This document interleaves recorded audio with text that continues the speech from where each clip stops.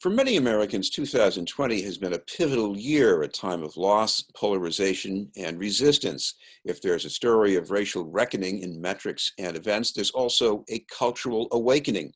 That's certainly the point of a new multimedia series in the Boston Globe, where the journalists channeling a new cast of storytellers under the heading A Beautiful Resistance. To get us introduced is the Globe's culture writer, Jeneé Osterheldt. Thank you very much for being with us, Jeneé. Hi, thank you for having me. Jeneé, I imagine this series is a product of the time and the moment, but it also was something that came out of your head or your feelings, perhaps. What got this started with you? As culture columnist for the Boston Globe, I've covered Black life since I've been here, so for a little over 2.5 years. And before I came to the Globe, I was a journalist for 15 years, so I've been covering Black people for a long time.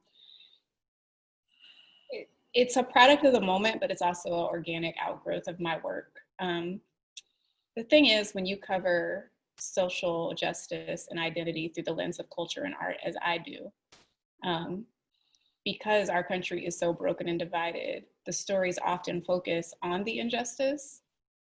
And I had to go to Minneapolis to cover George Floyd's memorial service. And this was when the pandemic was just still only a few months in, and everything was shut down, and there had been protests and brutality in the streets, and there was like a living memorial for him in the streets where he was murdered, and then also his actual funeral where Al Sharpton gave the eulogy. And when I got back, I was so emotionally worn, thinking about all the stories I'd written in my career. You know, whether we're talking about Oscar Grant or Trayvon Martin or Mike Brown or Tamir Rice, you know, Sandra Bland, on and on and on. And I was just depleted, and we can't hug each other, we can't touch each other. And I'm so tired of us telling our stories, or really being told our stories, because I think this is more a media issue than it is Black people telling their stories. Media is so white, and the stories of Black people are almost always told through the lens of brutality and suffering, through the dead hashtag and not the lived experience. You know, it's easy for us to go see a story about, you know, a soccer team winning, or, you know, somebody who is following their dreams and opening a business and they're white. But oftentimes when Black people are in the paper, it has to do with death, murder, poverty, or explicitly race or sports. So it's just an unfair thing that happens, and it's unjust, and we have had so little control over our image. And I wanted a way to wrap my arms around us and to tell a story of our fullness, our multitudes, our richness, our beauty, our joy, because that's who we are. We're not suffering. I don't want to say we're not suffering, but you cannot define us that way. You can't define us by our suffering and define us by brutality. And that cannot be the only lens in which Black people are seen through.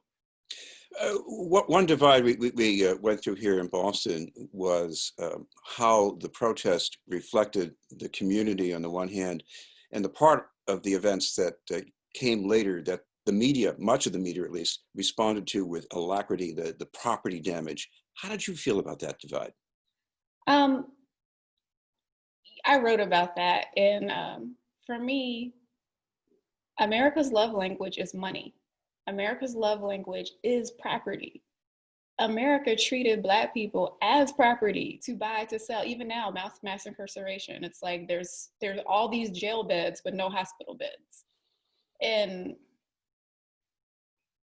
if you are looking at a protest and you see damage to windows, and your response is, oh my gosh, the windows, or oh my gosh, these buildings, and not, oh my gosh, these dead bodies, oh my gosh, this brutality.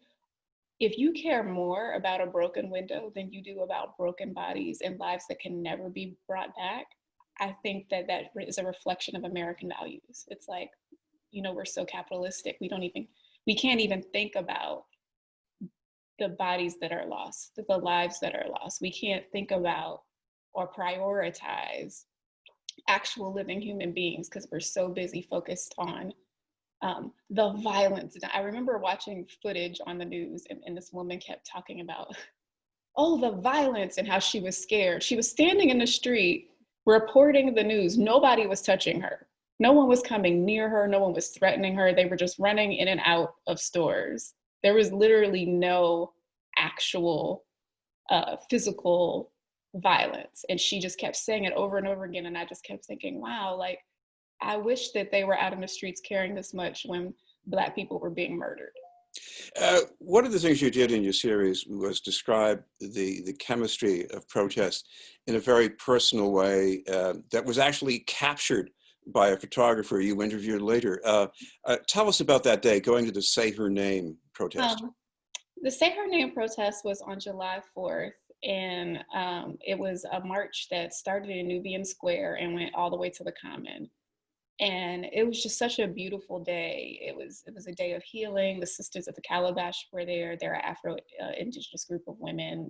They were doing healing ceremonies and rituals, and there was actually a Native leader there giving a talk and lifting names, and there was music, and we danced. A lot of us danced, not everybody, but a lot of us danced for 3-4 miles in the streets, marching and lifting the names of Black women who had been murdered by police and had their names erased from the movement. And it was nothing like what anyone will tell you in the news. Like, there was no fights, there was no police encounters, it was actually like a day of peace for hours and hours. Like, it went all day, and it was a day of peace all through the streets. And people had hand sanitizers and masks, and it was just safe. And it felt like the most intimate moment. Like I said, we can't touch each other, we can't hug. It's not safe to do any of that. So it's like, even behind our mask, not touching, it just felt like a big show of love, like a family reunion almost, and like a claiming of space, and just a celebration of it. We belong to each other. And I think it's important to remember that. We get so individualistic as Americans, and we only think about me and mine. And that day, it was a big reminder that we are each other's. Well, there was a photographer there, O.J. Slaughter. She was watching this, and there's a shot she takes. You are walking with your fist upraised. You're carrying this mask, the face of Breonna Taylor, mostly covering your face. And on the far side of the photo, there were these hands reaching out to you. What's going on there that's so important? First, O.J. Slaughter's pronouns are they, them. O.J. Is a fine arts photographer, and I had not met them before. I didn't even know that my photo was being taken because I was so in the moment. And Brown Skin Girl by Beyonce was playing. Monica Cannon Grant had just called for all the Black women to come and dance and celebrate each other out in front of Harriet Tubman House. And I was standing on the outskirts with my fist raised with Breonna Taylor, a mask of Breonna Taylor on my face that Ariel Gray had made. And I was standing on the outside just with my hands up, cheering them on, because I wanted that moment to be for dark-skinned Black women, the women that Beyonce sings about in that song. And as a light-skinned Black woman, I'm quite aware of colorism. So I'm like standing, showing them love, and they start coming towards me. And they're like, no, you're a brown skin girl too. Come dance with us. You're part of this too. And it was just such a beautiful moment that I kind of held with me. And I still hold, like, on bad days, I still remember like my sisters calling to me and saying, we belong to each other. And OJ caught that on camera. Like, she caught their hands coming towards me, kind of saying, come to us. And it was just such a beautiful moment. And somebody tagged me, Ariel Gray tagged me on Instagram and said, there you go. And that's how I saw the photograph. And then I was like, I got all into OJ's work. And then I went to OJ's art show, and that photograph was in the art show. And I didn't even know this was after I had already started the process to want to interview them. Well, one thing that OJ said that could really apply to a lot of the other people you've been interviewing in the series, whether it's Shay Anderson or Paloma Valenzuela, is that if they aren't there doing this, telling the story, either it won't get told or someone else would tell it maybe the wrong way. What's the point that takes us to? It's important that newsrooms um, and give space for Black and brown storytellers. You know, newsrooms across the country of all types, you know, not just traditional legacy media, digital newsrooms too. Like, media organizations in general are not as diverse as they need to be. They're not as inclusive as they need to be. And when the gatekeepers have been historically white, we already know what happens. We've seen how the history books flatten and erase whole people. Um, and it's really important that Black and brown people have the power to tell their own stories, to tell their own truth, to prevent the erosion and disconnect. I think we've seen what happens when the stories that we read and see are disproportionately, when they're Black and brown people, are disproportionately stories of struggle and poverty. And that's the most pervasive view you have of Black and brown people. That's what happens when Black and brown people have no power over their narrative or their image. This is why Frederick Douglass was so intentional about his image, because he knew the power that images had and that storytelling had in the long-lasting effects of how people see you and where that affects your status in this country. You know, there was once a time when a number of journalists of color in Boston could have done profiles in print, and you know they would have done a very good job. But you're doing this in multimedia, and you're talking about the power of the image and the power of the speech. Actually, what's the difference? So I've done profiles in print as well. Like, I will never erase the work that I've done in the past or the work that Black journalists have been doing for generations. So it's not like I'm reinventing the wheel. What's different is, I think it's very easy, especially when for a lot of papers, their readership is, 90% white in some cases, or even higher.